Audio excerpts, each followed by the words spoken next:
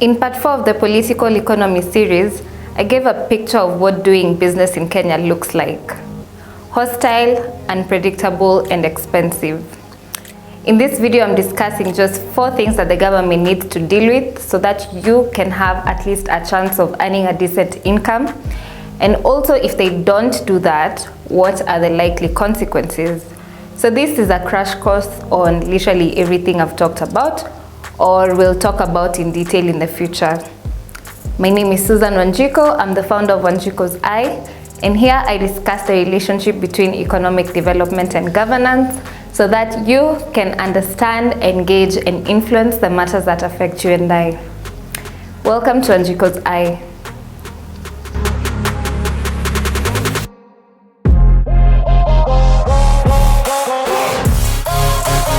Now, a majority of people want to work and earn a living either from their academic qualifications or their art or their sport or their culinary skills and earn a decent living from it.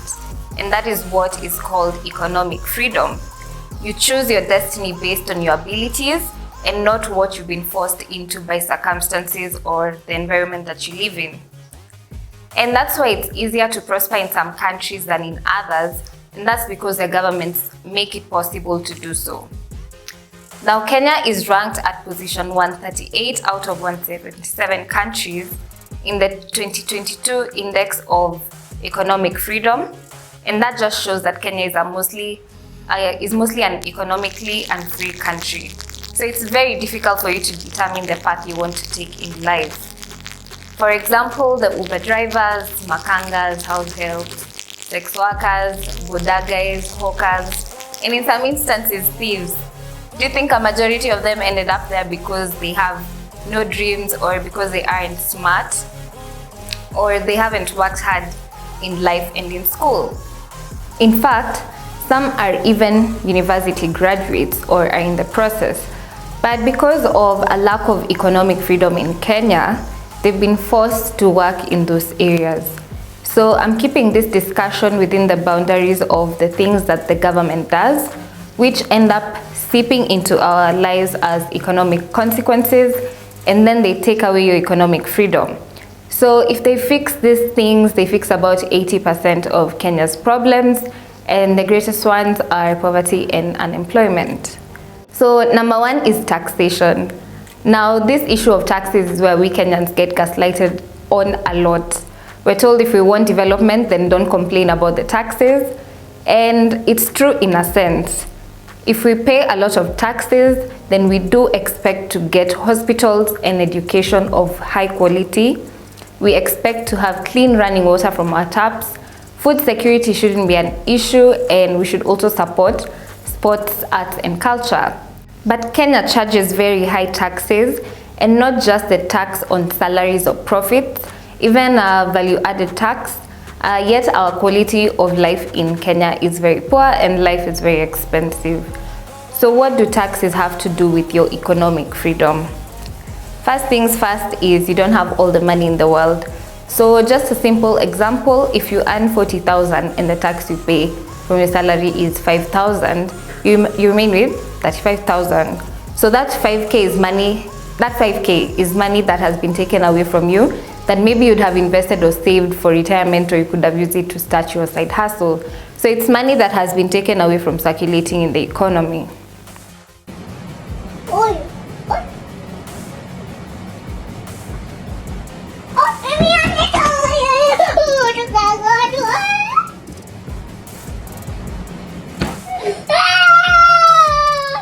So if taxes are very high, plus people are earning very little, and the country still cannot meet the basic needs of its people, you get into these situations.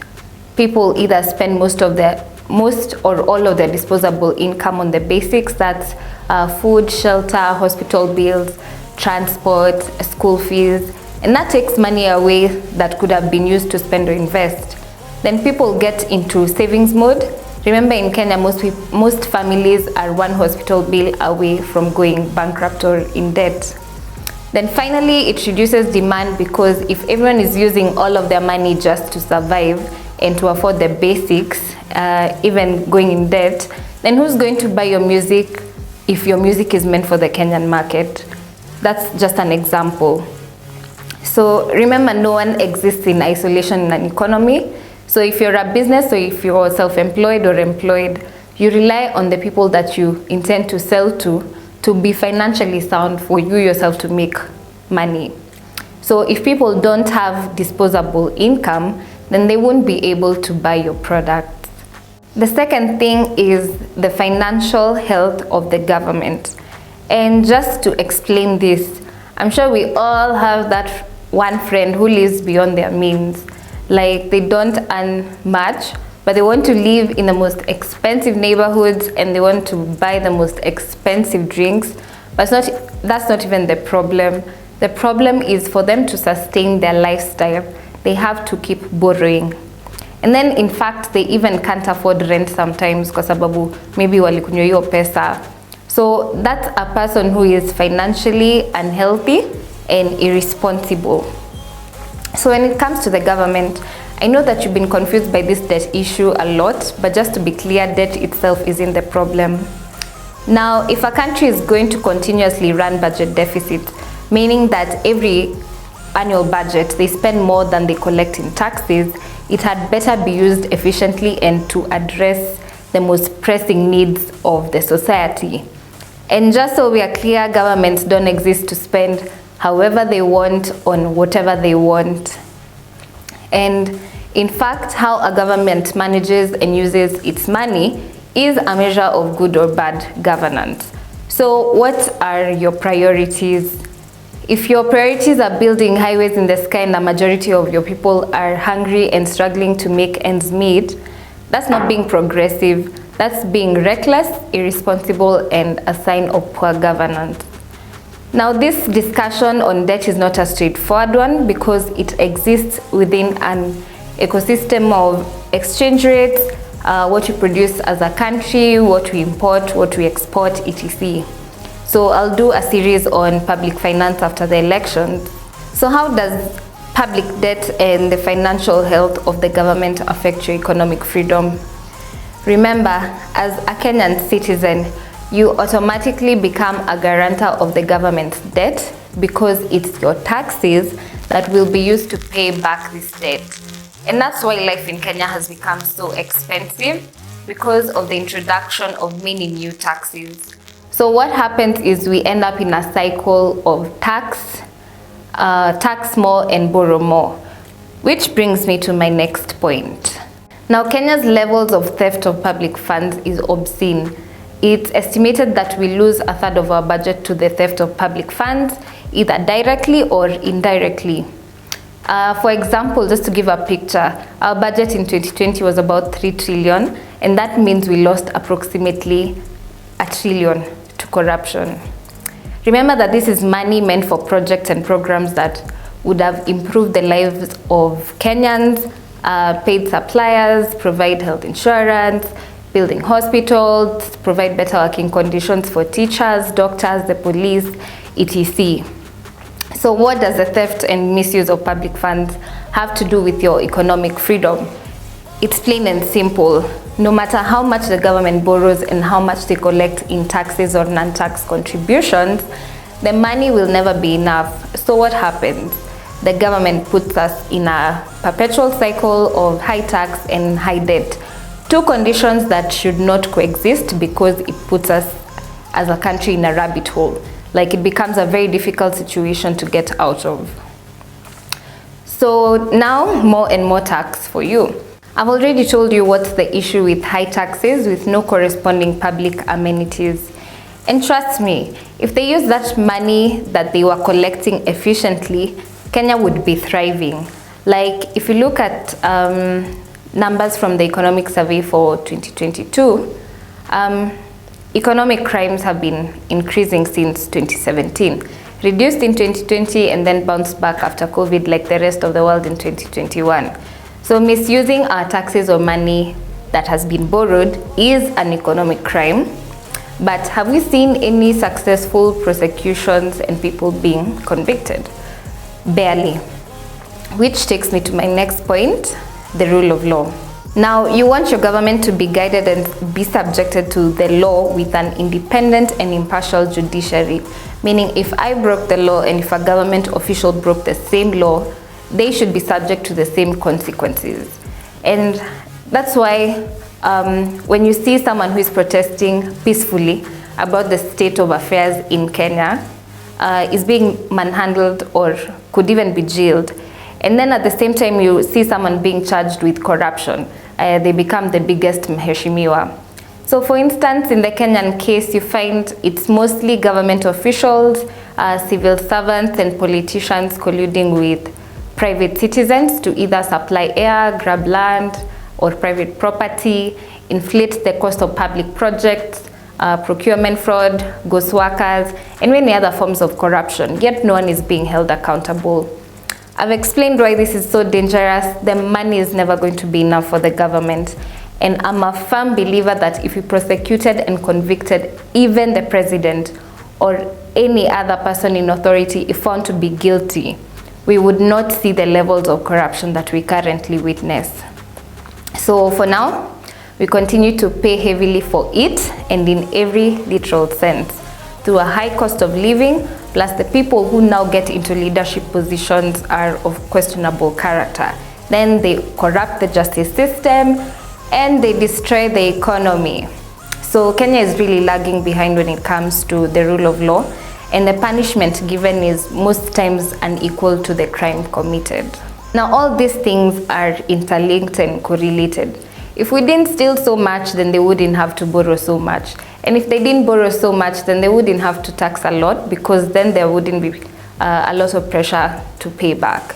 And then if Parliament remained independent, then they wouldn't have given the president and his cabinet the leeway to borrow and just do whatever it is that they want. And so there wouldn't be a need to keep increasing taxes. And if the justice system was functioning well, we wouldn't experience the kind of corruption we experienced, and hence a better economy for Kenya. So why are all these things important? I see some people in the comments and just generally on social media attempting to lecture everyone else on how Kenyans should be creative and find ways to make ends meet instead of complaining about a bad government. But guys, let's get this. Kenyans are not short of creativity and innovation. We have everything we need to make us a high-income country when it comes to skills and creativity and innovation. So creativity is necessary, but it's not enough. And there are actually consequences of creativity when people are trying to avoid poor governance. So the first thing is it can create artificial shortages, which distort how the market is supposed to function. For example, right after the fuel crisis in April 2022, the oil marketing companies decided to be creative. So they attempted to divert some of the stock of fuel that was meant for the Kenyan market to neighboring countries where there are no price controls in those countries, and so that they can actually make money from selling their fuel profitably. Now I gave the in-depth review of what caused the fuel crisis, so watch it if you haven't. But basically it was a stalemate between the government and the oil marketing companies because the government had been withholding their cash. And the government had been withholding their cash because they had mismanaged and misused the money that would have paid the oil marketing companies. So when the fuel that's meant for the Kenyan market is diverted to other countries, it causes a shortage locally. And the consequence of that is when there's a shortage, prices go up. And if the price of fuel goes up, remember the price of transport also goes up, the price of foodstuffs, and almost everything else goes up with it, making your life very expensive, or what you call inflation. The second thing and the dark side of creativity is that when people are trying to make a living in a difficult environment, they can decide to get into manufacturing counterfeit products of genuine, local and international brands. And Kariobangi is famous for booming business in the manufacture of fake alcohol, cosmetic products, bottled water, etc. So picture this. You as a consumer may not be able to differentiate between the legit and the fake stuff. So imagine if you consume some of these things, they could have horrible impacts on your health, like giving you cancer, making you go blind, or they could just kill you. Then the third thing is, if the economy is bad for the majority of people, it gives rise to something called a shadow economy, or the informal sector. And this is a segment of the entire economy that the government can't really tax because they can't monitor them. And why can't they be monitored? Because they're not exactly licensed, and they operate on a very small scale. But even though they don't earn that much, they're still trading, so it's an economy. So approximately 80% of Kenya's working population is employed in the informal sector, and that's about 15 million Kenyans. Now, from a 2016 report by the Kenya National Bureau of Statistics, it's estimated that a worker in the formal sector makes 12 times more than a worker in the informal sector in a year. Now, similarly, a business in the formal sector will make 33 times more than a business in the informal sector in a year. So what happens, and why is that relevant? Because the government needs money regardless. So they overtax the few in the formal sector, what were pay as you earn. Then plus now they add taxes to everything and anything else that can be taxed, so long as there's a justification for it. So if you're employed and you're wondering, why should I worry about the economy not working for everyone else? This is one of the reasons. You're paying heavily for it. There's just about 3 to 4 million Kenyans who are employed in the formal sector, and they pay that pay or corporate tax dearly. So after this, watch my video on demand and disposable income if you haven't. Then finally, security issues. If people don't have economic freedom, they don't have many legal choices to make a decent living, then that becomes a security risk in the country. Remember, since COVID began and the economy was on a downward spiral, people lost their livelihoods, and this is despite the fact that life in Kenya has become very expensive. So if you've noticed, there's been an increase in many petty crimes, carjacking in broad daylight, mzee wa boda na kuibia simu. I mean, it's just crazy. And this is not to say that poor people are criminals, but they can be vulnerable, and out of desperation can be led to committing legal offenses, whether petty crimes or serious crimes like being radicalized into terrorism.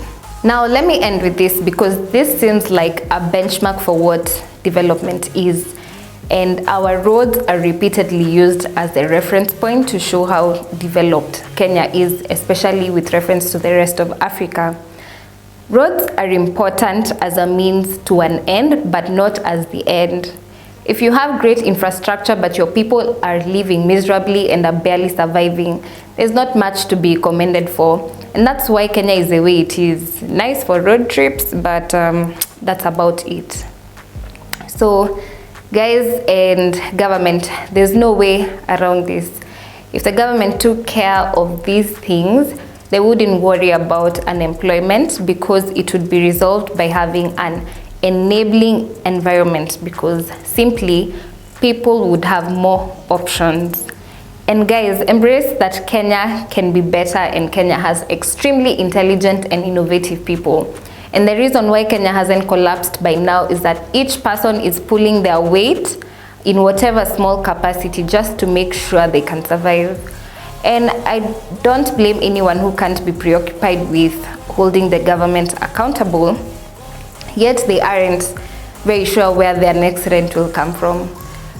So my closing statement is, he who controls your wallet and how you make your money controls your life.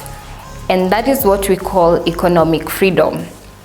If you've learned something from this video, make sure you like this video and leave a comment and share in your circles.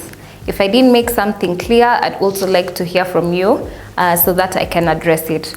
As always, thank you so much for watching. My name is Susan Wanjiku, and don't forget to subscribe and click the notification bell that's somewhere over here. I'll see you in the next one. Thank you so much, and cheers.